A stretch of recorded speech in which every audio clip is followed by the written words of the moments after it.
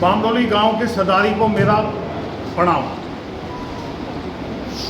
वैसे तो सभी ने काफ़ी अच्छा कुछ पूरा बताया है। मैं सबसे पहले जो अभी हमारा सांसद है उसके बारे में बता दूँ। रजौगरी में मीटिंग चल रही थी और मैं भी उस मीटिंग में मौजूद था। गांव वालों ने बोला भाई एक छोटा सा रोड है, इसको बना दो। उसका पंचायत के अंदर ये जवाब था, रोड बनाने का काम मेरा नहीं है। तो मैं उसको वहीं बोल पड़ा, भाई आपका काम क्या है? बोला भाई हमारा तो जो है देश को चलाने के लिए कानून बनाने का है। तो मैंने उसको पूछ लिया, भाई कौन सा कानून बनवाया आज तक आपने, ये बता दो। तो 10 साल रहने के बाद इसको बदल दिया और 5 साल के बाद इसको बदल देंगे। नया आएगा, वो अपने तरीके से जुमले देके और वोट मांगेगा और देगा, पब्लिक वोट देंगी, अब वो फिर बनकर चला जाएगा। एक नंबर है लोकसभा में बहुमत लेने के लिए, बाकी इनकी कोई हैसियत और हिम्मत नहीं है किसी काम के लिए वो आवाज उठा दे या काम करा दे गांव में। हम सैनिकों का ये वादा है, दिल्ली के हर गांव को अगर हमारा बहुमत मानते हैं और बहुमत बनाते, जिस क्षेत्र का अगर कैंडिडेट जीत गया उस क्षेत्र का एक भी गांव ऐसा नहीं बचेगा जो आज स्थिति है, एकदम नंबर 1 के, यानी सारे रोड नालियां सारी चीजें। एक एक पैसा जो बजट का होगा वो सारा का सारा गांवों में खर्च किया जाएगा। बताया था अल्टरनेट प्लॉट के ऊपर। जिस समय डॉक्टर मनमोहन सिंह कुर्सी छोड़ रहे थे, उन्होंने एक कानून पास किया था 24(2) का, सेक्शन 24(2) के अंतर्गत जो भी भूमि किसानों की अखबार की हुई थी वो वापस किसानों को देने के लिए। सरकार बदल गई और वो भूमि किसानों को नहीं मिली। किसान वकीलों के पास दौड़ने लग गए, वकीलों के पास जाके कंगाल हो गए, यानी कि हमने खूब खर्चा किया। आखिरकार वो 24(2) का जो सेक्शन का था वो रद्द कर दिया या डंप कर दिया और किसी भी किसान को वो ज़मीन वापस नहीं मिली। वो ज़मीन सभी को वापस मिलेगी। जो डीडीए ने अखबार कर रखी है, डंप की हुई है, उसमें कोई प्रोजेक्ट नहीं है, वो किसानों को वापस मिलनी चाहिए। बहुत बढ़िया। नंबर 2, एक ने जो सेक्शन 24(2) का कानून रद्द किया तो दूसरे ने अल्टरनेटिव प्लॉट जो था दिल्ली सरकार ने वे बंद कर दिए। जो अल्टरनेटिव प्लॉट है वे दिल्ली सरकार ने बंद की है बनने के बाद, क्योंकि इनको मालूम है दिल्ली का जो किसान है वो बहुत ही भरीपूर्ण यानी सक्षम है, इनको कैसे कंगाल किया जाए। अल्टरनेटिव प्लॉट काट दिए, उनके नहीं दे रहे हैं। हर आदमी को अल्टरनेटिव प्लॉट मिलेगा जिसका भी अगर ये बनते हैं तो। ये बिल्कुल 100% वादा है, सैनिकों का वादा है। हमें राजनीति में आने की क्यों जरूरत पड़ी? सैनिक का काम राजनीति नहीं है। जब आज का ये माहौल देखा, जो करप्शन, भ्रष्टाचार, बेरोजगारी, ये सारी चीज देखी, तो सैनिक हम 2 साल से धरने में बैठे हुए 1 रैंक 1 पेंशन को लेके, वहीं पर पार्टी का गठन किया और देश के अंदर 543 सीट पर सैनिक चुनाव लड़ रहे हैं।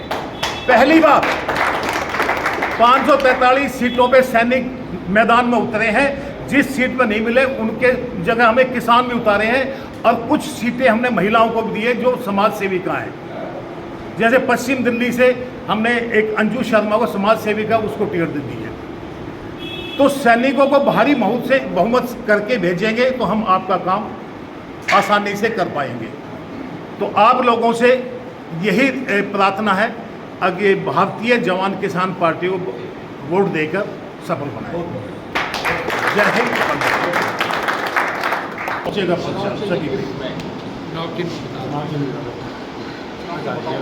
सभी को प्रणाम। मेरा जितने बड़े बुजुर्ग हैं, नौजवान साथी हैं, मैं सभी को प्रणाम करता हूं।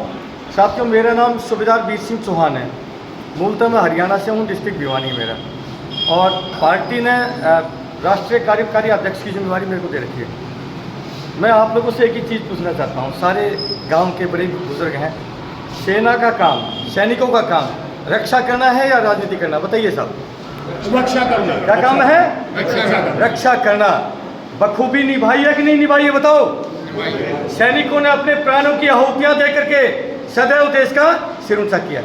जब भी देश पर कोई आपदा आई है, संकट आया है, उसमें भूकंप हो, बाढ़ हो, दंगा हो, आग लग जाए, और जहाँ पर सरकार के हाथ खड़े हो जाते हैं, सरकार की सारी मशीनरी फेल हो जाती है, अंत में क्या बचता है साहब बताइए?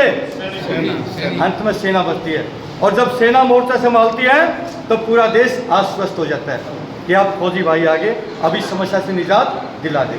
क्या मैं सही बोल रहा हूँ साहब? सही है। हमारा काम राजनीति करना नहीं था, लेकिन जो देश के हालात हैं, लगभग 35 साल, 40 साल पहले इस देश को हंसता खेल कर छोड़ते जाते हैं। मैं किसान पुत्र हूँ, किसान का बेटा हूँ।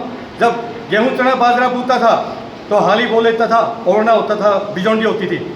लेकिन जब गन्ना बूता था, आपके क्षेत्र में भी कहीं कहीं गन्ना बूता होगा, 1 किला 1 एकड़ बोने के लिए 10-15 मजदूरों की जरूरत होती थी। मजदूर नहीं ढूंढते थे साहब। जब हम 10वीं 8वीं क्लास में थे, मजदूर नहीं ढूंढते थे। अड़ोसी पड़ोसी किसान, इतना परस्पर भाईचारा था। अड़ोस पड़ोस के किसान आज मेरे खेत में, कल आपके खेत में, परसों के खेत में आकर के काम उठा लेते थे।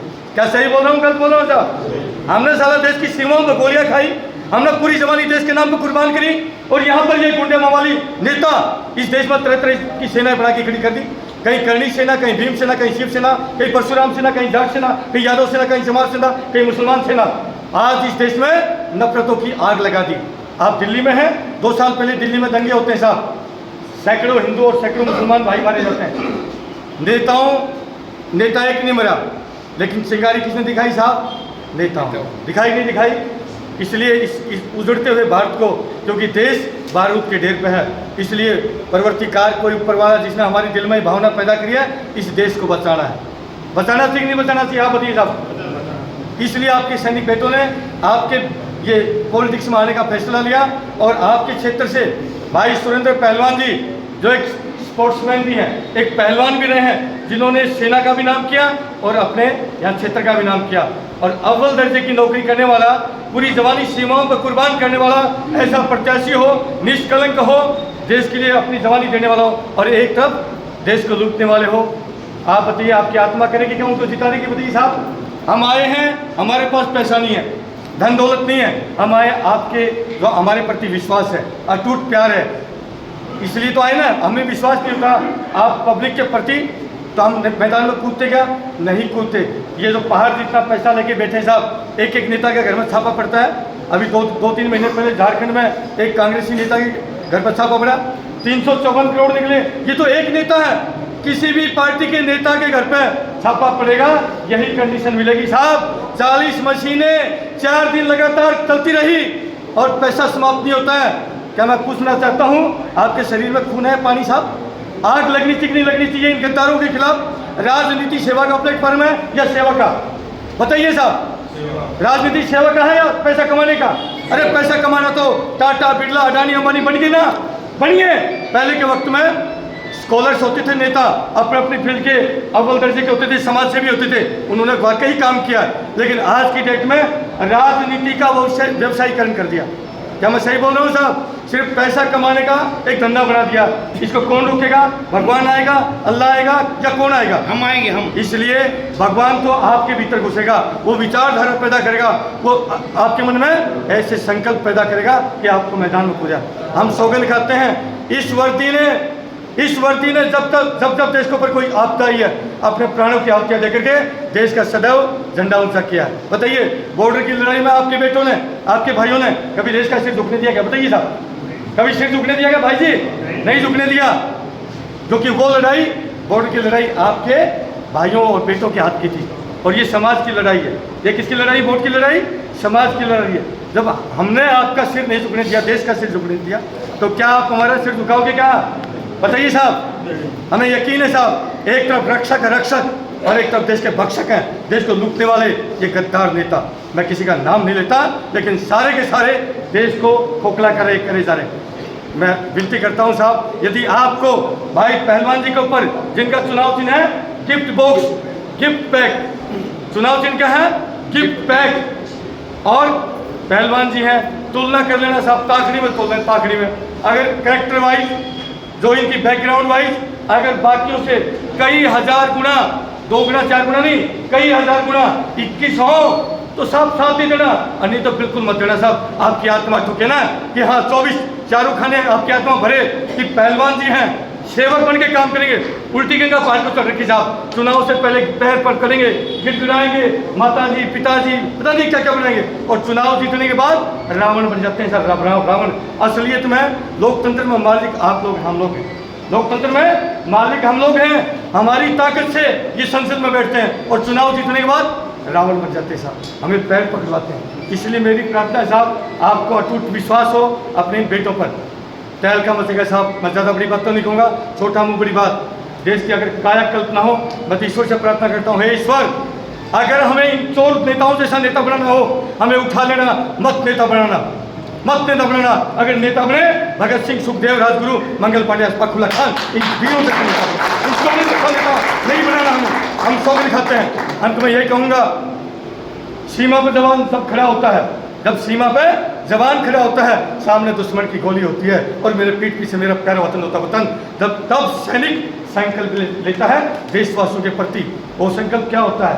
वो संकल्प होता है फिक्र नहीं मर जाने की मिट जाने की, क्योंकि मर जाने की मिट जाने की फिक्र होती नहीं। फिक्र नहीं मर जाने की मिट जाने की, अन्याय नहीं होने देंगे, और जब तक सांस सीने में आया मेरे प्यारे वतन तेरा शीश कभी नहीं झुकने देंगे। ये सैनिक का संकल्प होता साथियों। मैं विनती करता हूँ, आपका भाई हूँ, आपका बेटा हूँ। ये अरे करे नथु खेरे जो अपना अपना राष्ट्रवादी कहते हैं, देशभक्त कहते हैं, और जो एक नई नवेली पार्टी आई थी जो बाकियों को चोरों से कब मैं इनको जेल में डालूंगा, आज वो उन्हीं के साथ में कोलैप्स हो रहा है। क्या ऐसे नेताओं को आप माफ़ करोगे क्या? बताइए आप मेरे को, ऐसे नेताओं को माफ़ करोगे क्या? नहीं करना चाहिए। अगर वाकई आपके अंदर जज्बात होंगे तो नहीं माफ़ करोगे। ये बामरोली गांव से मैं प्रार्थना करता हूँ इस भाई की शान के लिए, आप सारे गांव में, क्योंकि समय कम है, सारे गांव के भाइयों को, माताओं बहनों को बताइए। हम लोग बड़ी उम्मीद लेके आए साहब, बड़ी सच्ची भावना लेके आए हैं। अगर हमें उम्मीद नहीं होती हम मैदान में नहीं होते। हमें यकीन है, हमने कर्म किए हैं बॉर्डरों में खड़े होके, और यदि आप मानते हो कि इन फौजी बेटों ने कर्म किए हैं बॉर्डरों में खड़े होके, तो आप जरूर आशीर्वाद मांगना। सभी को बहुत बहुत धन्यवाद। जय हिंद।